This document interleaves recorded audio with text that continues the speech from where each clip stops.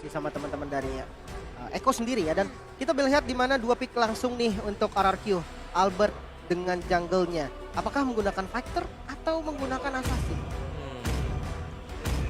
Sebenarnya ini pintar sih dari Eko. Mereka tahu kemungkinan Hilda bisa di-pick oleh Arkeosi. Mereka nggak mau ambil assassin junglernya. Mereka lebih ke arah yang bisa Nadia di depan dan tentunya Martis. Bersama dengan lapu-lapu, berarti ini Grok yang akan berada di posisi roamer. Ya, ini pola permainannya mungkin hampir sama ya, di mana ada Barat, Yuzo, Kadita yang dipakai ternyata untuk satu bawah source burst damage. Bukan Jadi, Xavier ya. Iya, bukan Xavier. Jadi mereka langsung pengen instant. Mungkin ke arah Clay ya. Karena Clay yang paling bisa buat dicari. Tapi menarik ya, memang Kadita sendiri ini bisa nge-counternya secara nggak langsung Om. Karena ketika real world manipulation, dia bebas banget nih untuk maju dengan nantinya rock wave-nya. Dan kita tahu lah damage dari Kadita sendiri. Kemungkinan Kaditanya bisa aja ditaruh di mid lane. Walaupun memang bisa fleksibel Kaja sama Kaditanya. Sistemnya mungkin lebih ke arah kayak dua roamer mungkin ya. Betul, betul. Dua nomor yang memang bisa dipakai ya. Ada kajanya. Let's see, mari kita berikan dukungan terbaik untuk tim Indonesia. Betul, saat Indonesia, mari kita spam langsung di kolom komentar. Kita melihat semua dukungan yang sudah berada di area venue. Lihat dan bahkan di Watch Party Outdoor. Halo Watch Party Outdoor. Halo Outdoor. Wow, rame banget tentunya. Semuanya udah siap mendukung tim dari RRQ Hoshi yang membawa nama harum Indonesia. So kita bakal melihat seperti apa untuk di game yang pertama. Match Lord Dragon Final. Harapan untuk tim Indonesia RRQ Hoshi melawan Eko Filipina dengan draft seperti yang sudah kita lihat tentunya. Wow. Ini dia. Dukungan yang benar-benar luar biasa dan Albert dengan pick dari Martis yang dengan bisa dibilang mungkin imunnya ini ya. Yap. Yang bisa ngebantu dari segi team fight-nya. Apalagi ngincer ke arah backline dari pemain-pemain Eko nih. Menurut aku juga perlu diwaspadai untuk posisi dari seorang Benny Cutie. Ya, dari Eko mereka langsung ngebersihin cepat ya di bagian tengah karena mereka ingin mobilitas, mereka ingin untuk mengganggu arah dari goldnya karena semakin cepat Matrix jadi semakin sakit nantinya untuk damage dari Skylar di early game. Ya, dan Benny Cutie mesti memberikan pressure di area atasnya Skylar. Harus bermain agak sedikit lebih sabar karena ini babysit yang dibawakan oleh Finn. Di area atasnya Yawi belum bisa mendapatkan level 4 terlebih dahulu. Jadi sepertinya dari kedua belah tim akan sedikit bermain lebih pasif. Hanya memberikan pop damage aja Clay. Harus menjaga sedikit tempo di area midnya supaya tidak terpick off.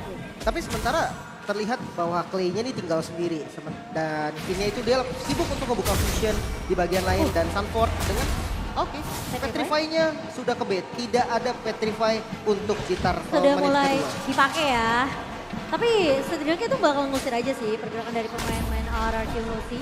Dan Valtiji udah mendapatkan pasif big guy-nya Yawi. Masih di level 2. Sementara kali ini dari Sanjiku tidak akan bermain terlalu agresif. Dua Petrify di tangan Eko Filipina. Ini yang harus diwaspadai karena RRQ mereka nggak bawa Purify sama sekali. Benar, dan juga pastinya yang lebih membuat Eko bisa memberikan pressure adalah bagaimana mereka menekan. Ini agar Clay-nya nggak jalan kemana-mana, ditahan di mid lane sedemikian rupa. Ya, Jadi bantuan ke goldnya lebih tipis dari harus mengandalkan roamernya.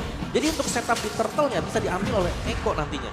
oke. Sementara dari pemain-pemain RRQ Hoshi mereka mau mencoba melawan konten satu buah Lane Trigger Form dari seorang Sanford dan Valtiji berhasil untuk mendapatkan tapi ditukarkan dengan first blood. Main Phoenix berhasil dapatkan oleh Seven. Masih mau lebih timnya kali ini Petrify yang connect dan Finn harus tumbang. Di tangan seorang Sanford ditukarkan Clay.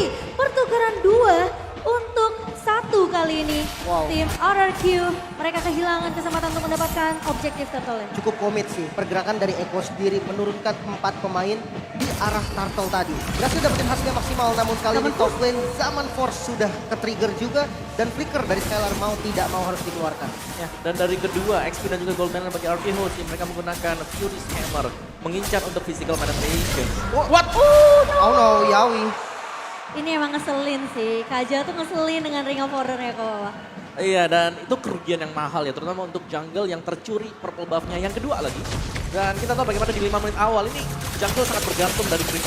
Ya, kami mencoba untuk mendapatkan trade terlebih dahulu dari RQ Hoshi. Kita pressure kembali di area atasnya. Benny Cutie yang bakal coba di-press terlebih dahulu. Sementara R7 di area bawah mencoba untuk menahan Sanford dengan satu buah Bravers Fighter. Dan ada statistik gimana Eko menjadi pemegang pertama untuk total secure ya. Bermain lebih objektif untuk Eko Filipina. Banyak banget turtle isi 35 turtle ya dari sepanjang M4 itu angka yang tinggi banget dan Kalau kita lihat di arah bottom lane, Petrify bahkan dari Sanford di commit habis. R7 harus tumbang. Burst damage yang begitu perih dari Eko. Tapi kali ini Albert mencoba untuk menahan. Di area bawahnya terlebih dahulu. Satu buah Black Dragon Form di pop up. Untuk kabur terlebih dahulu dari seorang Sanford. Tidak mau mengambil resiko untuk teamfight dengan Albert di area bawah. Ya dan mau gak mau di sini di gold lane, Skylar ini harus dihabisin oleh Finn karena serangan yang dibangun. Ini lihat bagaimana Clay-nya gak bisa bantu sama sekali buat di atas karena dari minion tengahnya selalu di clear cepat.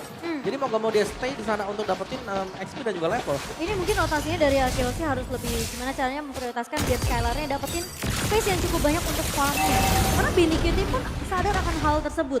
Mereka nggak bawa marksman, mereka memang bawa Harit yang dimana late game juga perih banget dengan beberapa item magicalnya. Tapi tentunya kali ini KTZ dan Nolas Welcome dibuka. Dan bahkan, burst damage dari seorang Sanji. Lap dari belakang tadi Total Slain. Bain Phoenix berhasil diamankan, tapi Yawi tumbang kali ini Albert.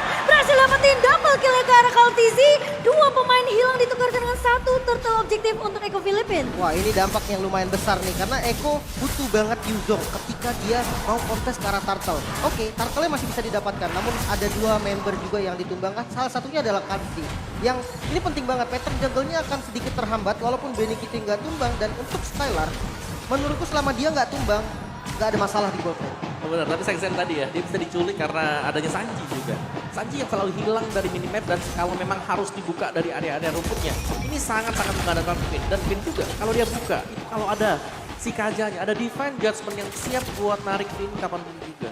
Iya, dan yang ngeselin ya, yang mengerikan dari Eko ini adalah dua Petrify yang tiba-tiba bisa datang. Ya. Dari seorang Sanford dan juga Sanji. Ya dan kalau kita lihat, Sabar terlebih dahulu, Yawi. Benar-benar udah di-expect oleh seorang Skylar, tapi itu mahal banget. Dipaksa menggunakan satu buah flickernya untuk mundur daripada ke-pick off oleh seorang Yawi. Oh, charge harus mengejar ke arah Benny Cutie. Masih bisa selamat dan tadi defense adjustment-nya cooldown om. Bisa di-dodge dengan flicker. Oke, bisa ternyata. Dan untuk tim fight seperti ini ya, tim fight jangka panjang, RTZ dia sudah punya Radiant Armor. Dia sustain dan dia respect. Dia Radiant Armor, dia bukan lebih fokus untuk dapetin still lag, blast missile atau bahkan dengan anti kuras untuk first itemnya. Karena dia tahu di early game yang bisa ngasih damage to dia ini adalah Clay. Iya, dan next objektifnya ini berada di atas. Jadi pemain-pemain dari Eko mereka akan main dari area sekitar mid menuju ke area atas, ke area river dari turtle objektif yang ketiga. Sementara RQ mereka harus udah mulai siap untuk menjawab inisiasi yang bisa aja dibuka oleh Eko Filipin. Bahkan 3 member nih yang diturunkan ke arah gold lane. Mereka siap banget untuk fight. Tapi RRQ juga nggak kalah siap. Namun di bottom lane ternyata Rockwave lagi-lagi R7 yang menjadi korban. Ngeselin banget combo Sanford dan juga Sanji. Berkali-kali kita lihat R7 menjadi korban kedua kalinya. Dan dengan adanya turtle yang sudah mulai di-poke kali ini. Yawi maju dengan satu buah Divine Judgment, namun Clay bakal coba ditabrak dengan seorang Sanford. Kali ini Black Dragon Form-nya di-pop up. Alba mencoba untuk bertahan, tapi kali ini Sanji menahan dari area mid-nya. Sehingga membuat Eko Filipin mereka bisa mendapatkan turtle slain by Infinix untuk yang ketiga kalinya. Oh no, harus reset terlebih dahulu. RRQ nggak boleh ngikutin ritme permainan yang sudah dibuat sama Eko sendiri. Sanji selalu berani untuk melakukan tracing. Ketika mereka turun ke arah bottom lane, dua Petrify pun ready untuk di-commit demi mendapatkan kill ke arah R7. Ya, dan jalan Sanford ini selalu bisa masuk dari belakang juga. Yuzong dia, timingnya dia masuk, itu selalu bisa memberikan impact besar untuk tim. Ini informasinya harus benar-benar pasti dari Araki Hoshi karena R7 yang mungkin bisa jadi target bulan-bulanan dari Eko Filipin. Ini cukup bahaya, tapi Finn coba untuk wild charge maju mengusir pergerakan dari Sanford dan Skylar. Sepertinya harus bertukar lane terlebih dahulu karena sudah kehilangan turret juga tadi di area atasnya. Sehingga akan bermain lebih aman kali ini di area bawah. Tapi sudah melakukan rotasi terlebih dahulu, Lee. Nunggu siapa yang bisa diculik terlebih dahulu. Skylar sepertinya akan menjadi target tujuan. Satu buah dari Darkness Welcome. Berhasil ditahan terlebih dahulu oleh Kartizi. Menarik ke arah Skylar. Lihat Yawi mencoba untuk melakukan conceal. Tapi Skylar berhasil mundur dengan cukup selamat. Wow, mereka ke-zoning doang sih tadi. Mereka mau outer turret yang ada di bottom lane. Dan sekarang sudah didapatkan. Vision yang dimiliki oleh Eko sendiri akan lebih luas. Tengahnya udah hancur dan invasi jungle mungkin aja dilakukan. Ya, tapi itu adalah fast line rotation yang dilakukan oleh Eko. Mereka standby di bawah di area dari Orange Buff. Oke, tapi kalau Tizi tertangkap kali ini momen manipulation di pop up oleh seorang Clay. Sanji mulai datang dari area backline ini, satu buah burst dari seorang Sanji. Penuh banget Clay kali ini, sementara pemain-pemain dari Eko juga kehilangan Kartizi. Pertukaran 1 untuk 1 sejauh ini. dari laningnya ini masih bisa dipegang oleh Eko Filipin dengan perbedaan network yang bisa kita bilang cukup jauh di menit ke-8 kali ini. Ya, 4.500 gold difference dan RTZ respect 4 physical damager, ada anti-ciras di sana untuk next item setelah hadiah armor. Dan misalnya untuk Haritnya dia udah menjadi full damage semua dari Gila. Kaditanya full damage dan Haritnya juga full damage. Jadi bahaya banget ya. Dan kita tahu bagaimana untuk tim Eko, Kadita ini adalah hero yang selalu berada di dalam rumput. Jadi butuh banget yang namanya Athena Shield juga, misal di roamer dari Arkihosi. Ya, dan mereka nggak bisa sembarangan untuk nyebrang sih. Lihat posisi dari Eko Filipin, mereka udah diam, siap-siap untuk nyurik siapa yang bisa sembarangan lewat masuk ke area rivernya. Dan kalau misalkan kita lihat dari ekonomi sekarang juga ini nggak bagus. RRQ nggak boleh terburu-buru. Dengan kalahnya sekitar 4.000 kurang lebih. Ini bisa banget nih nanti counter initiate ataupun bahkan Eko yang melakukan initiate terlebih dahulu.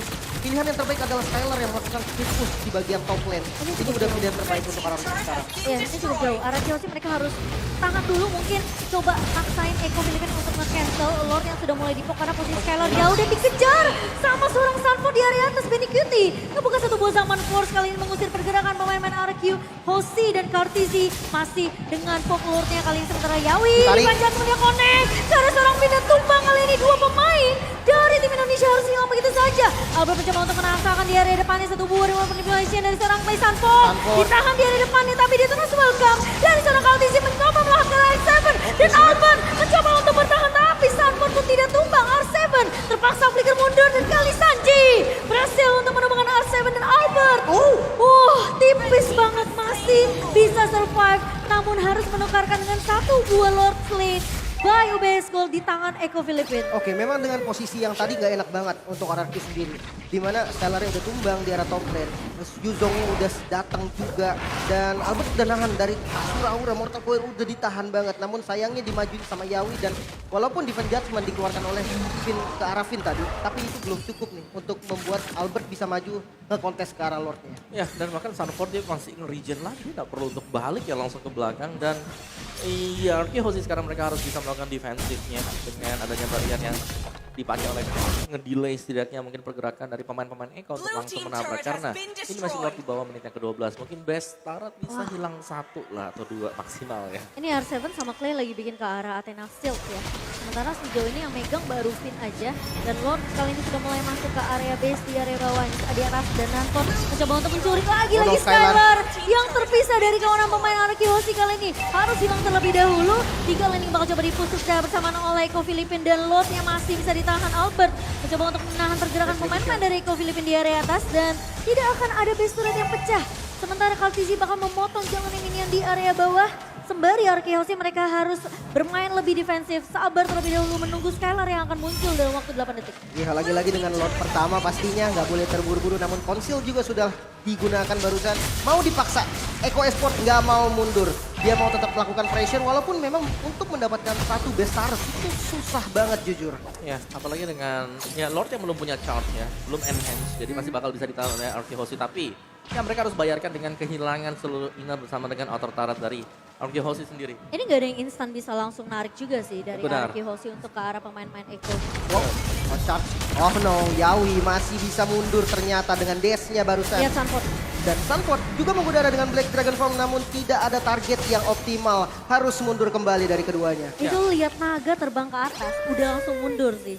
Ya, apalagi dari Sanfordnya dia udah di level 13 ya, dua level sama dengan R7 dengan lapu-lapunya dan perbedaan dari gap levelnya, gap itemnya juga 6.700 gold difference.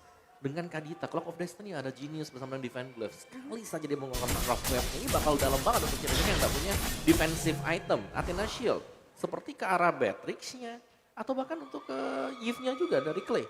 Ya posisinya mungkin dari Skylar yang perlu dijaga sih. Karena 2 kali dia terpick off sendirian. Itu yang justru jadi makanan dari Eko Filipin. Ya, mungkin satu kita notice adalah ketika ada yang jalan sendirian dari pemain Arkihosi yang nyusul ke sana adalah Black Dragon Form. Karena dia punya tambahan movement speed dan juga dia bawa Petrify. Jadi solo kill memungkinkan untuk dilakukan kalau memang sendirian pemain dari Arkihosi. Iya, efek sisinya cukup. Skylar cuma punya 1 buah flicker untuk mundur. Escape akan untuk Skylar ini terbatas gitu loh. Iya dan kalau misalkan lihat defensif, RRQ pun masih cukup kuat ya. Namun perbedaan gold nih yang semakin jauh lagi. Lord yang kedua udah spawn. Lordnya ini adalah Lord Enhance. bisa nabrak. Ini bahaya banget untuk RRQ. Namun untuk kontes juga perlu setup yang cukup bagus. Yes. Mereka tapi Finn masuk dengan satu ball wild charge. Bersama Noflinger Lagi Sanji down. tumbang. Kali ini satu ball barrier mencoba untuk menahan pemain-pemain dari Echo. Dan Kartizi mencoba untuk mukul mundur pemain-pemain Arki Hoshi kali ini. Di cancel Lordnya. Sementara Yawi bersama dengan Benny Kitty sudah mulai terlihat. Di depan mata seorang Albert kali ini 5 melawan 4. Apakah pemain-pemain dari Konsil. Echo mau coba untuk memaksakan kali ini konsil dibuka. Yawi mencari target yang tepat untuk ditarik dengan Divine Judgment. Tapi Sanford sudah diprediksi dengan adanya pergerakan dari R7 kali ini di area midnya. Dipukul mundur terlebih dahulu. Tarik ulur Oh, no. Yawi dengan satu buah barrier yang begitu baik dari seorang Finn mencoba untuk menahan Yawi. Tapi kali ini Skylar tumbang menjadi target utama dari seorang Sanford. Albert harus mundur bersama dengan seorang Finn. Satu ditukarkan satu. Memang sempat menyulik ke arah Sanji. Tapi satu body Divine Judgment lagi-lagi masih menjadi PR untuk tim Araki Hoshi. Ya, dan bahkan wild charge-nya pun dipakai untuk defensif, mau tidak mau. Sementara kan ini Lord yang terbuka sepertinya harus direlakan oleh teman-teman RRQ sendiri. Melihat posisi dari Sanji juga yang sedang melakukan trapping ke arah orange buff. Ini bakal cukup bahaya. Informasi bisa diberikan dan hati-hati pencurian dari orange buff-nya. Ya, ini mau gak mau memang ya tadi harus ditahan juga karena Skylar memberi damage untuk utama buat Hoshi ini tumbang. Jadi Skylar menjadi fokus ya untuk Echo. Begitu mereka dapat Skylar mereka langsung tabrak habis-habisan juga karena mereka tahu mereka punya power. Kalau hanya mengandalkan Clay kan paling apa? Ice Queen One, Glowing One. Ini dia damage-nya ini bukan damage yang burst bener, tapi memang bisa memberikan efek sisi dan tapi Kartizi. Ini adalah Barats. Dengan big guy dia, otomatis dia juga punya resilience. Iya, dia punya defensif yang kuat juga di area Benar. depannya. Jadi garda terdepan dari Echo dan kali ini Lordnya yang sudah mulai masuk ke area base turret dari Arki Hoshi. Loncat. Finn mencoba untuk menahan dengan satu gol Tarik. wildcard tapi tarik. Winter Truncheon flicker mundur dari seorang Finn. Dan kali ini seorang Morpheus dibuka oleh seorang Benny Cutie. Mencoba untuk menahan Albert di area belakangnya. Sanford mengejar lagi-lagi ke arah seorang Skylar. Tapi Lordnya masih bisa ditahan tapi ternyata Skylar tumbang. Terkena efek dari seorang Sanford tapi ternyata Clay masih bisa mendapatkan trade tersebut. Oh, R7 R7. sama persen pribadi tapi terkena Petrify. Dari seorang Sanji. Sanji ditahan. Satu buah barrier yang akan menyelamatkan hidup seorang Sanji. Ternyata Oh, Sanji sama jadi Force. terpick-off. Tapi ternyata Albert tumbang begitu saja. Benny Cutie begitu bebas. Dan game pertama sepertinya tidak akan sedikit bisa ditahankah kali ini. Dari Arki Hoshi masih memiliki nyawa. Masih bisa melakukan defensif. Yawi. Satu buah Divine Judgment. Dan bahkan satu buah burst. Dan oh my god. Dari RCB benar-benar coba ditahan di area depannya Clay. Mencoba untuk bertahan. Oh, no. Dan bahkan Benny Cutie akan memberikan game pertama untuk tim Echo Filipina. Meskipun kita sudah melihat defensif yang begitu berat dibawakan oleh tim Indonesia. Wow, 1-0 untuk Echo sendiri. Dan sebenarnya defensif yang dilakukan udah bagus banget tadi. Namun ketika warnya menjadi lebih chaos lagi, target yang udah tumbang duluan Skylar. Source damage utama dari RRQ yang tumbang pertama yang mengakibatkan akhirnya RRQ gak bisa memukul mundur dan akhirnya harus merelakan game pertama untuk Echo. Ini Benny Cutie-nya sih yang bebas banget tadi. Dan aku bisa mention Skylar-nya. Skylar menjadi target utama buat tim Echo. Mereka tahu powernya Skylar. Matrix-nya bebas, Ya. bisa dapat poin kill banyak. Ketika dia tumbang, gak ada lagi source damage di depan untuk Arki Hoshi. Yes. Dan sebenarnya gini, mungkin physical damage masih ada dari R7. Namun sayangnya R7 bukan tipe yang sakit bisa ngasih DPS terus-terusan. Karena kalau Beatrix kan pakai basic attack. Kalau misalkan lapu-lapu kan mengandalkan dari skillnya. Skillnya dia benar masih ada cooldown ya. Benar. Kalau untuk hero-hero semacam lapu-lapu atau bahkan untuk Yves-nya sendiri tadi yang kita bahas. Yves ini bukan Parsha. Kalau Parsha yes, Feather Attack dem sekali besar ya. Tapi dia konstan. Konstan memang agak kecil tapi ngasih efek sisi juga.